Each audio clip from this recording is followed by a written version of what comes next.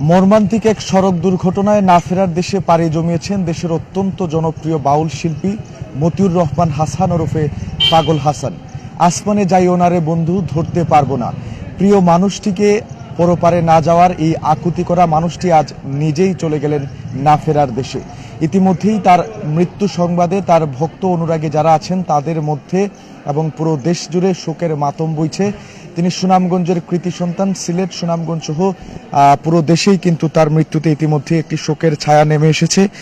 আজকে সকাল 7টার দিকে দেশের জনপ্রিয় বাউল শিল্পী, পুরো দেশ জুড়ে পরিচিত, তিনি মিনিবাস ও সিএনজি অটোরিকশার মুখোমুখি সংঘর্ষে নিহত হয়েছেন। এছাড়াও এই ঘটনায় আমাদের কাছে আরও একজনের নিহত হওয়ার খবর রয়েছে। নিহতরা হলেন ছাতক উপজেলার শিমুলতলা গ্রামের দিলশাদ মিয়ার ছেলে মতিউর রহমান হাসান ওরফে পাগল হাসান। তিনি অত্যন্ত জনপ্রিয় একজন বাউল শিল্পী। ইতিমধ্যেই তার গান এবং সুর দিয়ে তিনি সিলেট সুনামগঞ্জ সহ পুরো দেশ জুড়ে ব্যাপক জনপ্রিয়তা পেয়েছেন এবং তার মৃত্যু সামাজিক যোগাযোগের মাধ্যম, ফেসবুক সহ অন্যান্য মাধ্যমগুলোতে তার ভক্ত অনুরাগী যারা রয়েছেন তারা শোক প্রকাশ করছেন এবং তার এই অকাল মৃত্যু তারা কোনোভাবেই মেনে নিতে পারছেন না। এছাড়াও আরও একজন যিনি মৃত্যুবরণ করেছেন তিনি হচ্ছেন আহাদ আলীর ছেলে সত্তার মিয়া।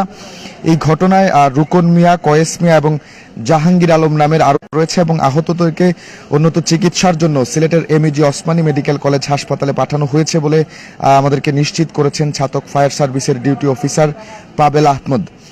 আজকে অর্থাৎ বৃহস্পতিবার সকাল 7টায় ছাতক গোবিন্দগঞ্জ যে সড়কটি রয়েছে সেই সড়কের সুরমা ব্রিজ এলাকায় এই মর্মান্তিক ঘটনাটি কিন্তু ঘটে এবং পুলিশ আমাদেরকে যেমনটা জানিয়েছে সকালগামী একটি মিনি বাসের সঙ্গে শিমুলতলি গ্রামে সিএনজি অটোরিকশার মুখোমুখি সংঘর্ষ হয়। আর সেই সংঘর্ষেই কিন্তু দেশের অত্যন্ত জনপ্রিয় কণ্ঠশিল্পী মতিউর রহমান হাসান প্রদেশ জুড়ে পরিচিত তার মৃত্যু হয়েছে এবং সেই সিএনজি অটোরিকশার চালক যিনি ছিলেন তারও কিন্তু এই দুর্ঘটনায় মৃত্যু হয়েছে এবং এই সময় ঘটনাস্থলেই সিএনজি অটো চালক সত্তার মিয়া তারা কিন্তু মারা যান। এবং এছাড়াও মতিউর রহমান হাসান ওরফে শিল্পী পাগল হাসান, তিনি, আমি যদি একটু বলি আপনাদেরকে, জীবন খাতা, আসমানে যাই ওনারে বন্ধু, আমি এক পাপিষ্ট বান্দা, রেলগাড়ির ইঞ্জিন সহ অসংখ্য জনপ্রিয় গান তিনি রচনা করেছেন।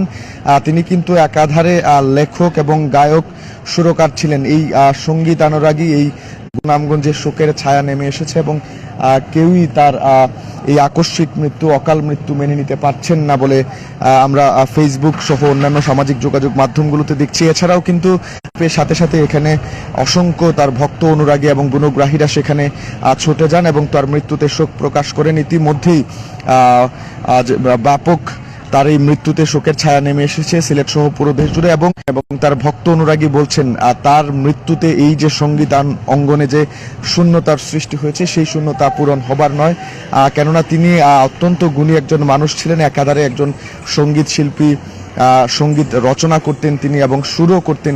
কিন্তু তিনি তার নিজের রচনা করা প্রচুর গানের তিনি সুর করেছেন এবং তিনি গেয়েওছেন। তার বেশ কয়েকটি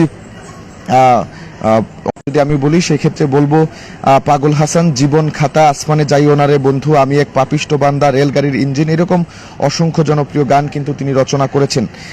ছাতকের সার্কেল এসপি রণজয় চন্দ্র মল্লিক তার এই মৃত্যুতে আমাদেরকে যেমনটা জানিয়েছেন, বাস ও সিএনজি অটোরিকশার মুখোমুখি সংঘর্ষে 2 জন মারা গিয়েছেন এবং পুলিশ ঘটনাস্থলে অবস্থান করছে। আর যারা আহত হয়েছেন অন্যান্য 3 জন তাদেরকে কিন্তু সিলেট এমইজি ওসমানী মেডিকেল কলেজ হাসপাতালে প্রেরণ করা হয়েছে। পাগল হাসান শিমুলতলা গ্রামের বাসিন্দা, সুনামগঞ্জের কৃতি সন্তান।